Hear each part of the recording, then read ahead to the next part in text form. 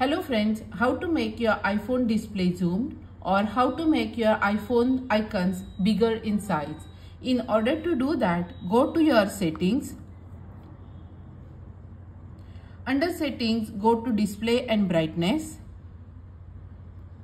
Under display and brightness, scroll down and go to the display zoom option. So after clicking on display zoom options, it will give you two options. One is larger text or one is default. By default is enabled. So if you want your icons to appear in bigger size, just click on larger text and click on done. Once you do that, it will ask you for the use zoomed and just click on use zoom. In that case, your iPhone will be blank for a minute and then your icons or your display will be zoomed out.